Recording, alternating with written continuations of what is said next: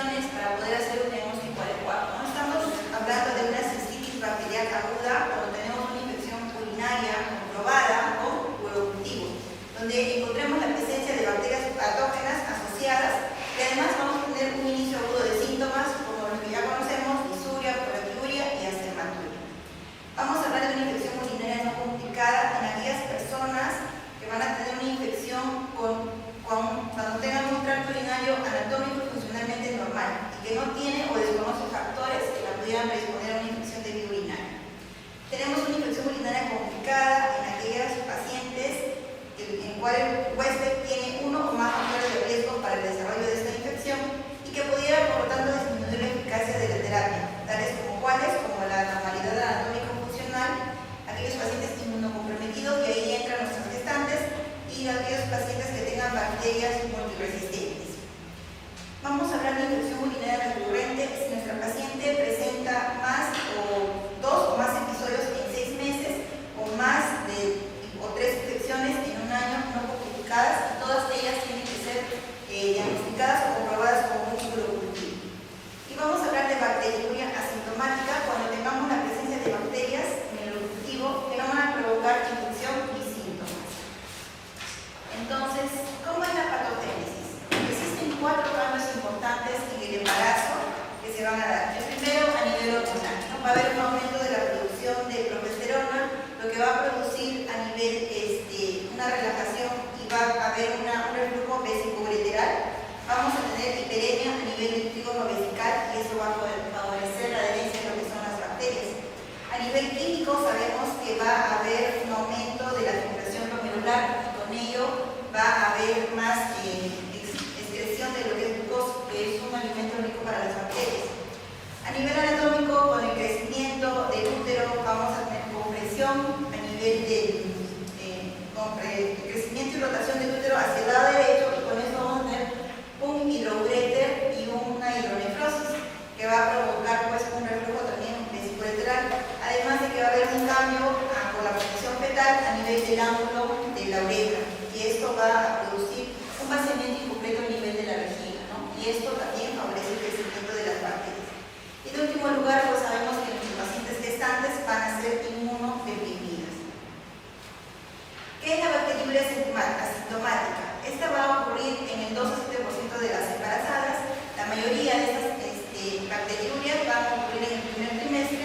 El 30% de estos pacientes van a presentar recaídas a pesar de un tratamiento adecuado. Si nuestros pacientes gestantes no reciben el tratamiento oportuno, estas en un porcentaje del 20, 37 o 35% van a progresar lo que es una pielonefritis. Y ahí radica en que todas estas bacteriurias asintomáticas tienen que ser tratadas en este grupo poblacional. ¿Cuáles son los factores de riesgo?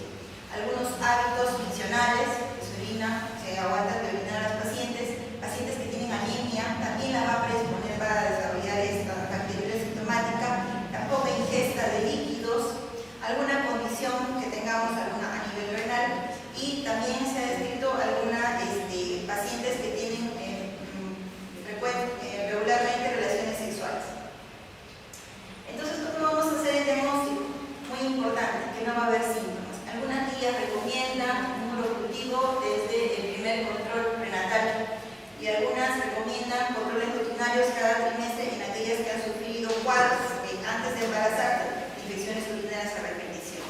Vamos a tener colonización en la orina por un mismo germen, más de 100.000 unidades formadoras de colonia en una muestra, o más de 100 unidades formadoras de colonia en una muestra adquirida por sondaje o por cateterismo. Algo muy importante que tenemos que hacer es la calidad de la muestra. ¿Ya? Nuestra muestra tiene que ser la mejor toma de muestra que pueda haber, y eso es lo que tenemos que explicar a nuestros pacientes. En primer lugar, que tiene que ser la primera orina de la mañana. ¿Ya? En segundo lugar, si es que eso no se pudiera cumplir, por lo menos tiene que haber un tiempo de que el paciente no haya orinado durante 3 horas. ¿Ya? Es importante el previo aseo de nuestra zona íntima con agua. Lo que se tiene que recolectar es el chorro medio. Entonces, como pueden ver en la imagen, hay una apertura de los labios mayores donde va a permitir el primer chorro que se deseche, y el chorro medio es el que se debe recolectar. Esto con la finalidad de que no haya contacto con la vulva y no se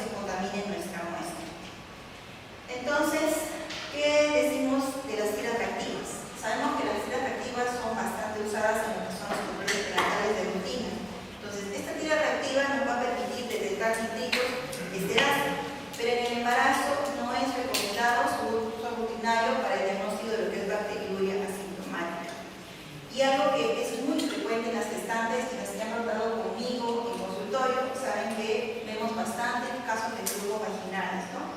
Entonces, este resultado positivo puede ser producto de una contaminación por leucorrea frecuente, y eso es algo que tenemos que tener en cuenta. Otro agente importante es la cistitis aguda, ¿no? Es una infección de vejiga y uretra que afecta al 1 o 2% de las gestantes. Las manifestaciones clínicas pues ya las conocemos: dysuria, urgencia, prolacturia y nicturia. Es una infección sintomática, los mismos síntomas se van a dar tanto en embarazadas como no embarazadas, y no va a haber síntomas sistémicos, ¿no? El diagnóstico básicamente es clínico, porque la paciente va a referir molestias urinarias. Vamos a ver presencia de leucocitos, más de 10.000 leucocitos en 1 ml, y la confirmación la hacemos con crecimientos bacterianos, ¿no? Mayor a 10 al cubo unidades formadoras de colonia. En cuanto a la pielonefritis, es una manifestación de la infección de la parte superior del tracto urinario. Esta pielonefritis por lo general se da en el segundo trimestre, y a veces es importante reconocer el antecedente de infecciones urinarias previas, ¿no? Dentro de los síntomas que tenemos que resaltar es la fiebre mayor de 38 grados centígrados, las náuseas y los vómitos es algo muy característico de esta patología, dolor a la palpación del ángulo costo-vertebral y síntomas de cistitis, ¿no? Dysuria, prolacturia. Complicaciones: hasta el 20% con pielonefritis grave desarrollan complicaciones que incluyen el shock séptico, disfunción renal, insuficiencia respiratoria, bacteriemia y anemia. Diagnóstico básicamente clínico. Es importante hacer el diagnóstico diferencial con el desprendimiento de placenta, infección intramniótica, protonemitis y la nefrolitiasis. Entonces, el abordaje empírico de la infección de vías urinarias no complicadas debe basarse en 3 consideraciones importantes: la frecuencia de los síntomas urinarios, y esto lo resalto en ausencia de flujo vaginal, porque si una paciente tiene flujos vaginales, sí o sí le va a decir que tiene molestias urinarias, dolor, ardor, porque toda la parte genital está irritada, está inflamada. He tenido el caso de una paciente enfermera, esposo médico, internista, y viene a la consulta y me dice: doctora, mi esposa ya recibió ceftriaxona, amikacina, nitrofurantoína, y ahorita está con cefalexina, porque tiene una infección que no mejora, tiene leucocitos en orina. Le han hecho un urocultivo y me dice: sí, hace una semana. Ya. ¿Y por qué no esperaron el resultado antes de volver a iniciar el tratamiento antibiótico? Y bueno, se quedó pensando el doctor. Cuando la fui a revisar, la paciente tenía un flujo vaginal bastante marcado. O sea, estaban tratando un flujo vaginal con antibióticos. Eso no iba a responder nunca. Los síntomas primeros no mejoraban nunca, ¿ya? Entonces, eso nos sirve a nosotros para ser un poco más acuciosos. El paciente que refiere dysuria o prolacturia gestante, nosotros tenemos que preguntar: ¿tienes flujo vaginal?, para poder orientar nuestro diagnóstico. ¿Llegó a ser el cultivo? Negativo. Entonces, la paciente ha estado tomando antibiótico por gusto. Es importante que tengamos datos de vigilancia local de la resistencia antimicrobiana. En nuestro medio ya debemos saber qué antibióticos mejoran o no mejoran una infección urinaria, ¿no? Y nuestro grupo poblacional también. Hoy en día las pacientes tienen el mal hábito de acudir a las farmacias y solicitar antibióticos como si fueran paracetamol, ¿ya? Ciprofloxacino es un antibiótico que aún hoy en día lo sigo viendo recetado por médicos generales, que ya se ha demostrado que no tiene efecto, ya su resistencia está marcada, no sirve para infecciones urinarias, solamente para problemas gastrointestinales, ¿ya?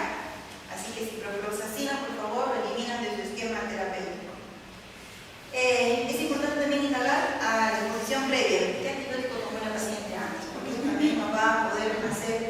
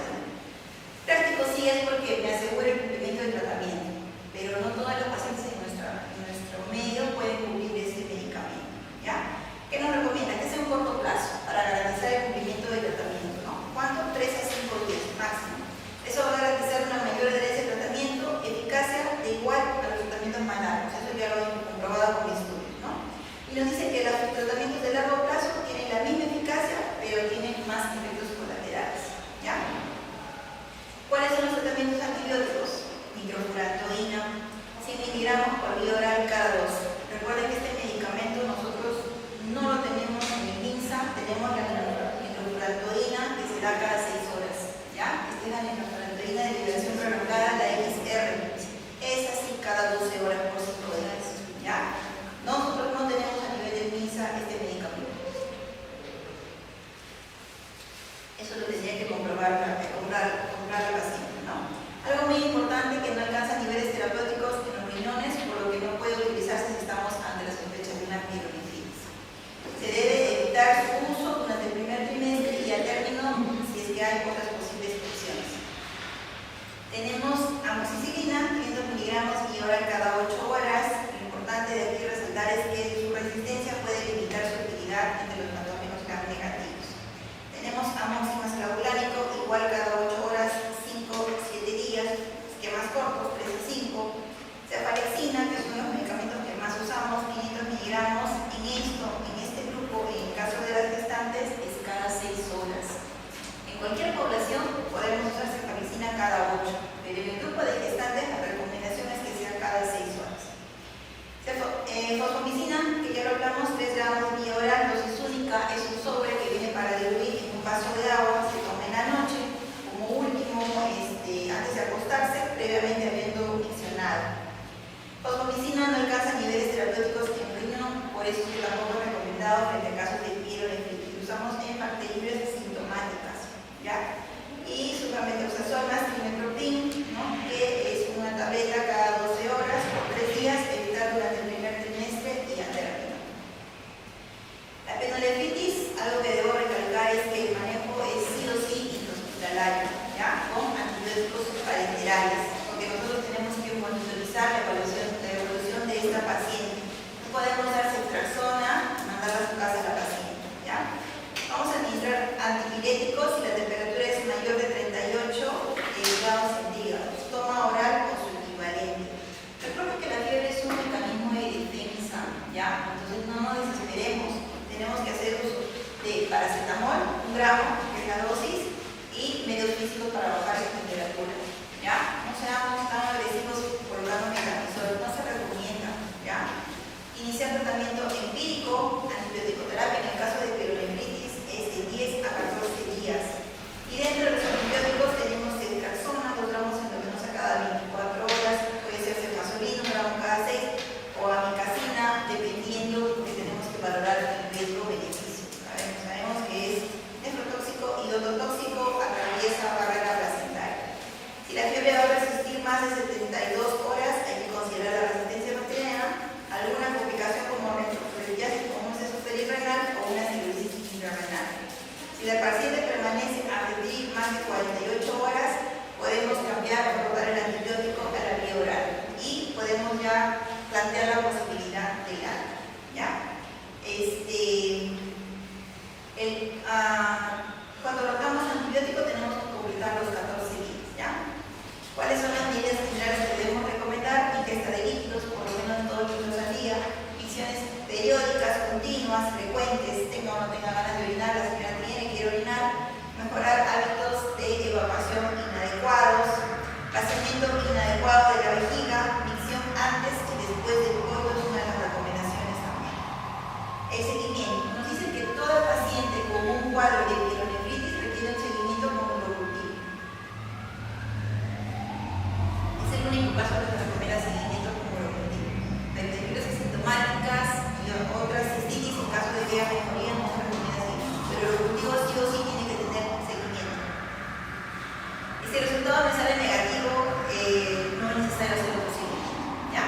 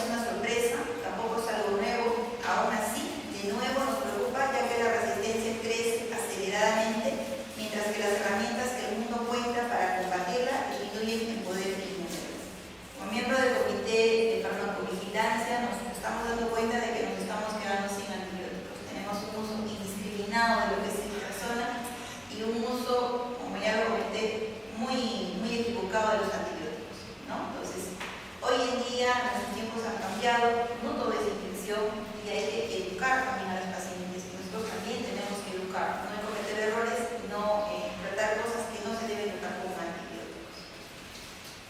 ¿Tuvieran alguna pregunta del tema hasta ahí? ¿Alguna duda, consulta? ¿Todo claro? Pregunta. Nada, ¿tienes dudas? Nada, todo claro. Nada. ¿Seguimos?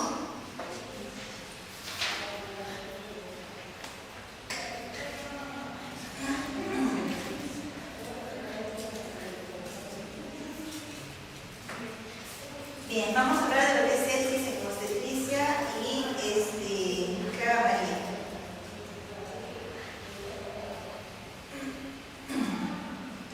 Cada 2 minutos una mujer muere por problemas potencialmente evitables o prevenibles durante el embarazo, al dar a luz o en el puerperio.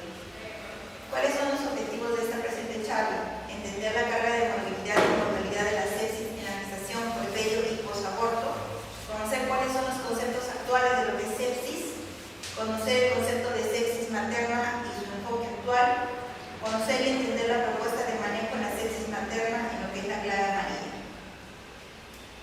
Este es un carnet de control prenatal. Alguien que me diga qué le llama la atención de este carnet. A ver, mírenlo. ¿Qué le llama la atención?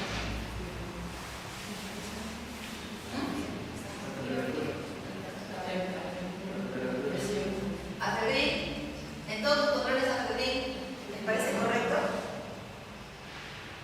¿Cómo debe ser el registro de la temperatura? Con los valores correspondientes. Miren esa temperatura, 39.8 emborroneada, ¿no? Porque ¿qué pusieron abajo? A febril, ¿no? Nada automático, ese es el problema cuando nos empezamos a automatizar. A febril, a febril, a febril. ¿Qué les llama la atención?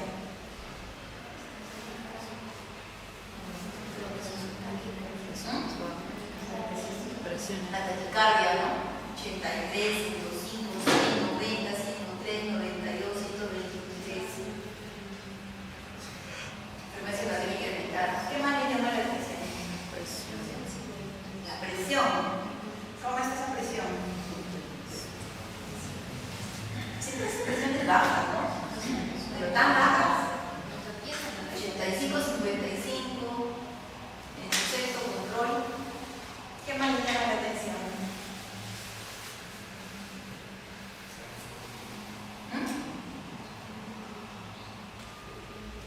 ¿En qué será el proceso? ¿Qué le llama la atención? ¿La frecuencia cardíaca fetal? ¿Qué dice? Es la misma, no lo contamos, el bebito no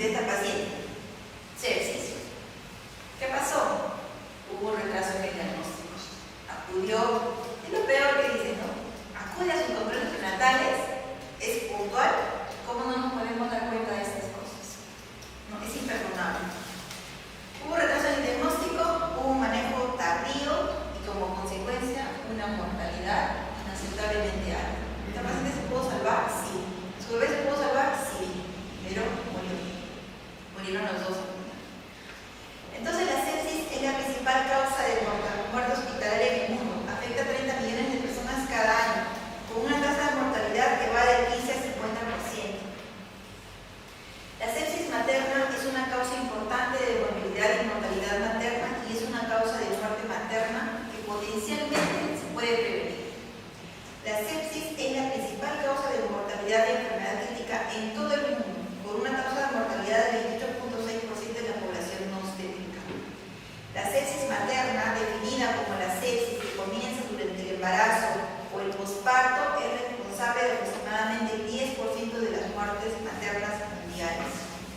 En Estados Unidos, la sepsis materna es la cuarta causa principal de mortalidad materna y ocurre en el 0.04% de las mujeres, que representan el 23% de todas las muertes. Los datos contemporáneos estiman que el 63% de las muertes maternas por sepsis pueden prevenirse y que por cada muerte materna hay 50 mujeres que experimentan una morbilidad potencialmente mortal a causa de la sepsis.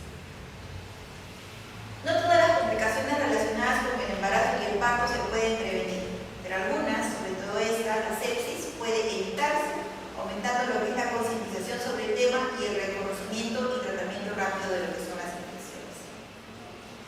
¿Cuáles son las fuentes comunes de infecciones sepsis? Pacientes obstétricas antes del parto, en un aborto séptico, la poliomielitis. En un posparto, endometritis o infección a nivel de la herida.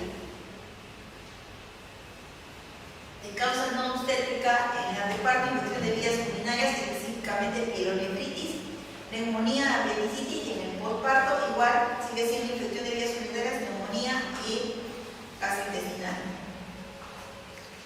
La sepsis materna es un evento infrecuente, como ya lo mencioné, en países desarrollados, su incidencia es bastante baja y la etapa del puerperio es la que tiene mayor riesgo de desarrollar. Aún así, la sepsis explica un 10% del total de muertes maternas y hasta el 15% de ingresos obstétricos a UCI. Según la definición más reciente de sepsis y shock séptico en un consenso del 2016, ya tenemos la sepsis tipo 3. Pero es importante entender que este consenso tiene criterios que pueden sobre o infraestimar el diagnóstico de gestantes por los cambios fisiológicos propios del embarazo y del puerperio. Por eso, existen algunos sistemas modificados para aumentar la sensibilidad y especificidad en la detección de la sepsis, como el PISOFA obstétrico, que nos va a ayudar a identificar rápidamente y al pie de la cama las pacientes que tienen un riesgo elevado de desarrollar una sepsis. La identificación y tratamiento precoz de la paciente obstétrica que presenta una sepsis o riesgo de desarrollarlo es imperativo, ya que será el principal factor pronóstico en la evolución de estos pacientes. Estas son las patologías más frecuentes asociadas a la sepsis en el Instituto Nacional Materno Perinatal para el año 2017. De un total de casos de 57, 23 de ellos corresponden a sepsis con punto de partida urinario, seguido por el aborto séptico y la poliomielitis, ¿no? El 16.4% del total de casos de mortalidad materna extrema son por sepsis. ¿Cuáles son las causas de muerte materna en el Nacional Materno Perinatal del año 2017 a 2021? A la cabeza, hipertensión, seguido por hemorragia y un 12% en lo que corresponde a sepsis. ¿Cuáles son las causas de morbilidad materna extrema en el año 2017-2021? La sepsis obstétrica por aborto, por poliomielitis o por endometritis, ¿no? Que corresponden al 9.17%. Es importante que tengamos algunas definiciones. Hablamos de una infección cuando estamos frente a un fenómeno microbiano caracterizado por una respuesta inflamatoria a la presencia de microorganismos o por la invasión por parte de estos a tejidos del huésped normalmente estériles. La bacteriemia es la presencia de bacterias viables en la sangre. Tenemos el SIX, que es una respuesta inflamatoria sistémica a una variedad de injurias clínicas severas. El diagnóstico de este síndrome se va a hacer en relación a los criterios. Tiene que ver la presencia de dos o más de los siguientes criterios: temperatura mayor de 38, menor de 36, frecuencia cardíaca mayor de 90 latidos por minuto, frecuencia respiratoria mayor de 20 por minuto, recuento leucocitario mayor de 12.000 o más del 10% de formas inmaduras de bastones. Ahora, de estos parámetros, de estos criterios, muchos están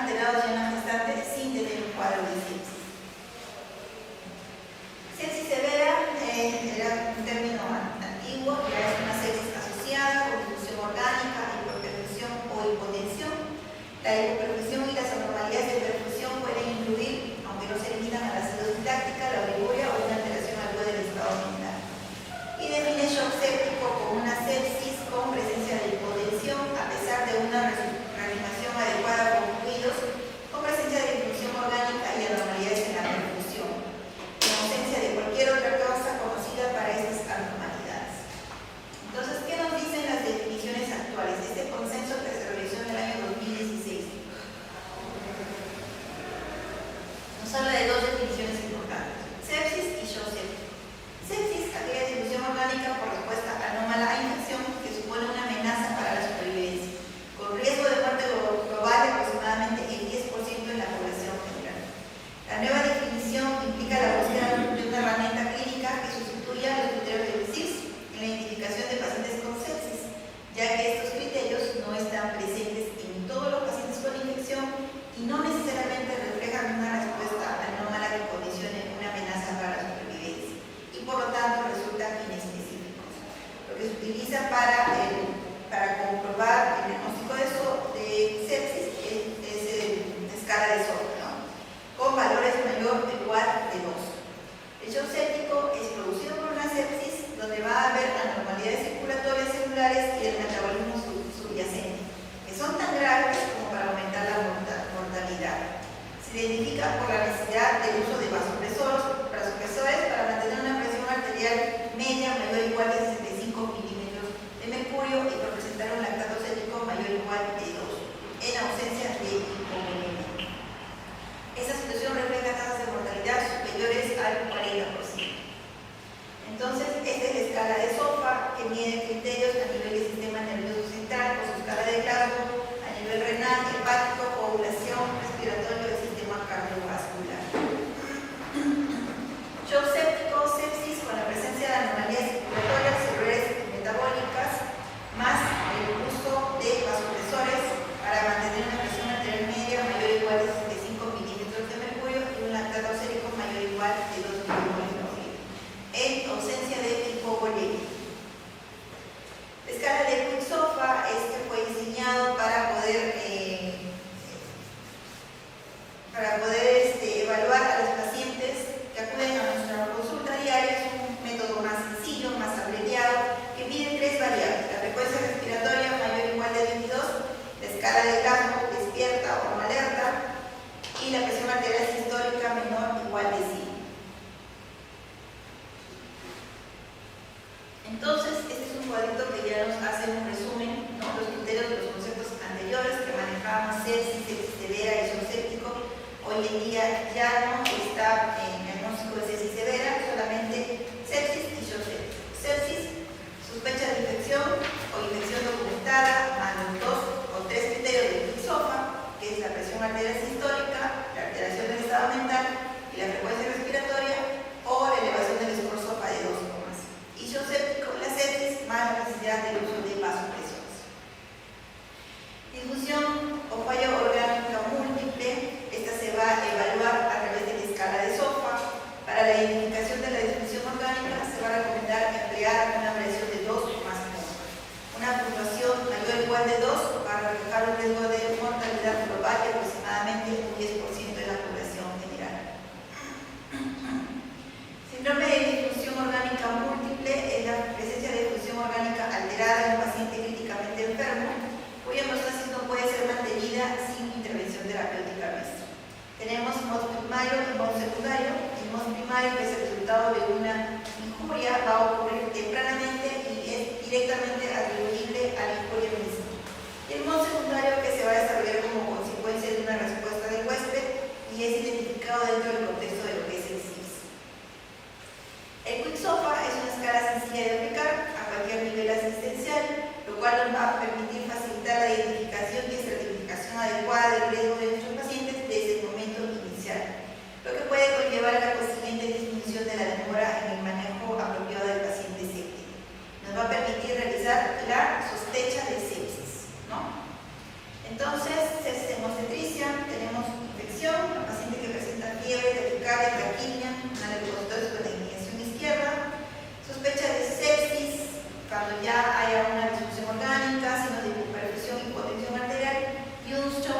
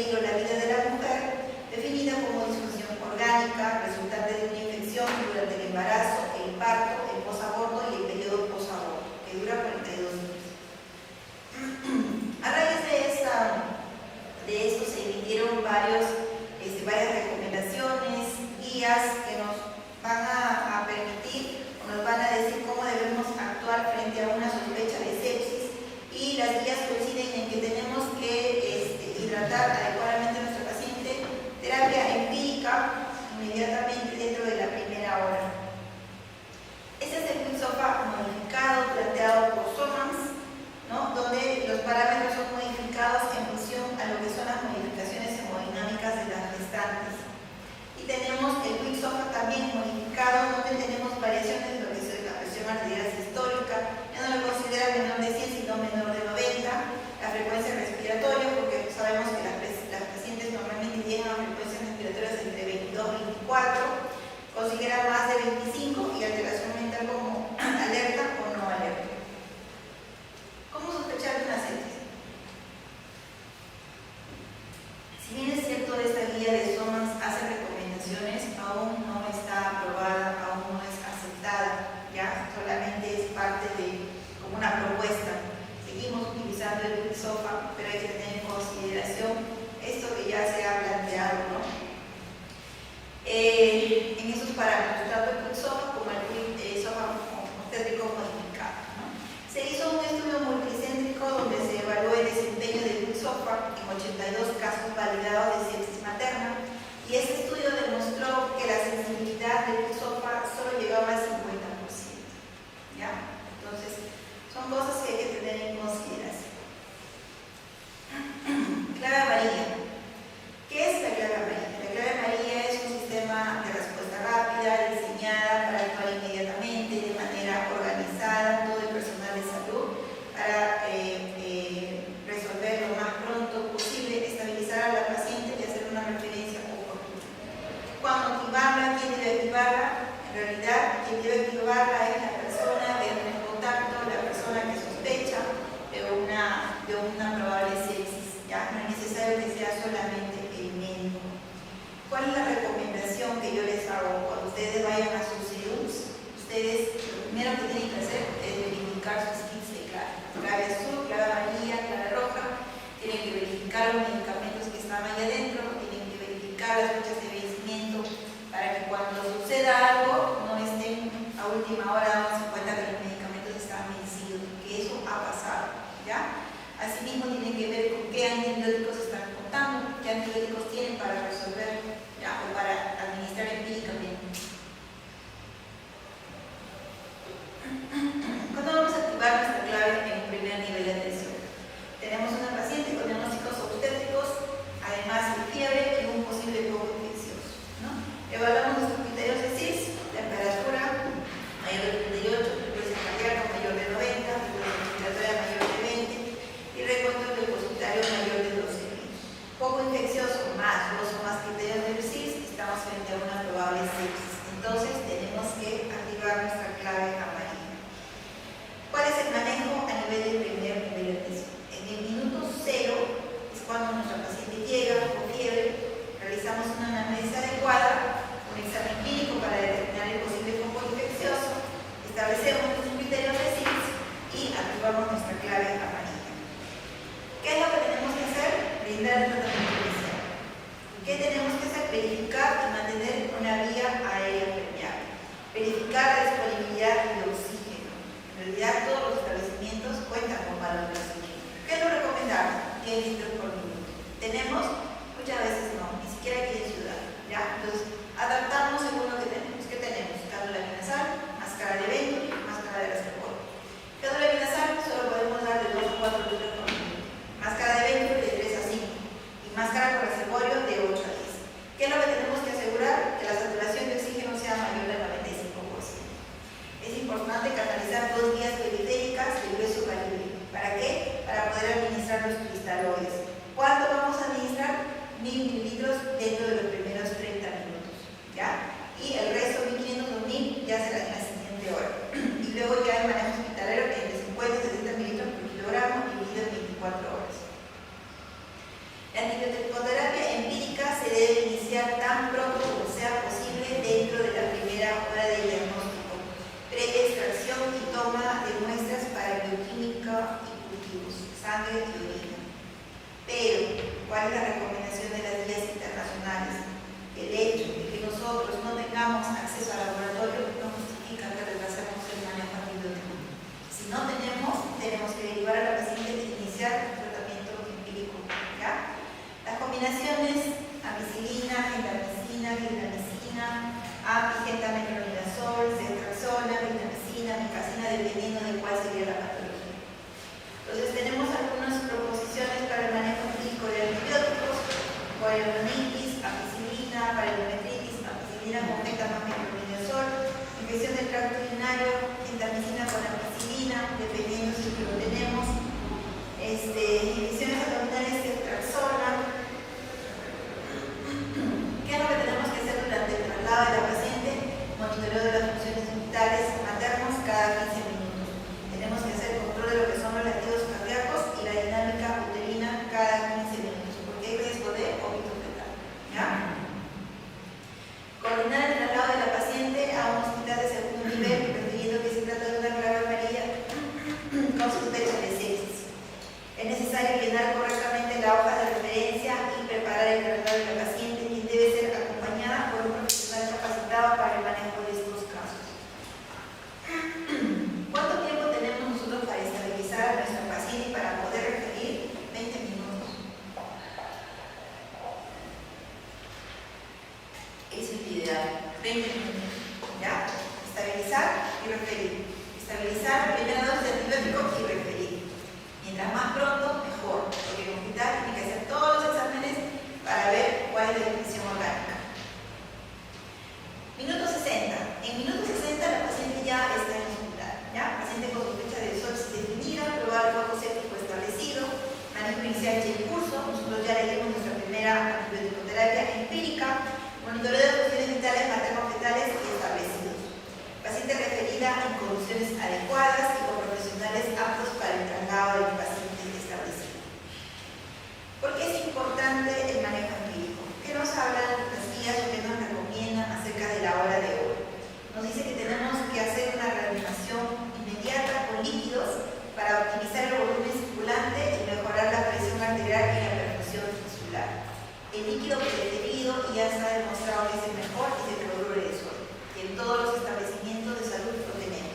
¿Cuánto? De 1 a 2 litros. ¿No? Dentro de los primeros 30 minutos tenemos que colocar el primer litro. El tratamiento inmediato con antibióticos dentro de la primera hora es necesario. La mortalidad materna puede aumentar un 8% por cada hora de retraso en la administración de antibióticos. 8%.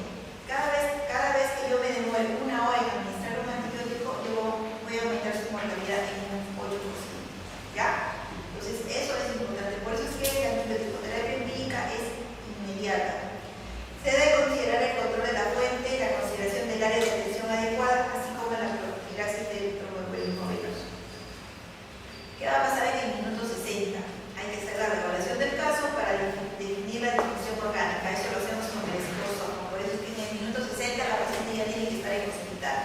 Hay que establecer la respuesta al manejo con fluidos y la antibiótico-terapia, verificar las funciones vitales y si la paciente es gestante, verificar los latidos cardiovirales y la dinámica uterina por el riesgo de óbito fetal.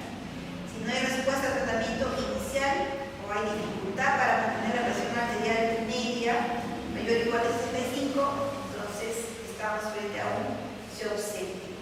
En un segundo nivel, la clave amarilla se activa cuando estamos frente a shock séptico. Minuto 180, equipo de clave amarilla evalúa el caso. Para este momento ya se habrán instalado las siguientes acciones. Paciente manejada por UCI. Se habrá iniciado el manejo médico quirúrgico. Lo que tenemos que hacer es desfocalizar, eliminar el foco séptico. El médico intensivista convocará al equipo de clave amarilla si existe descompensación de la paciente o solicita la reunión del equipo para tomar decisiones posteriores al manejo blindado. Conclusiones: la sepsis materna, si no se detecta a tiempo, puede causar muerte materna. Es necesario conocer los diferentes enfoques diagnósticos establecidos. Es necesario adecuar el enfoque de cada día en cada establecimiento de salud. Cada uno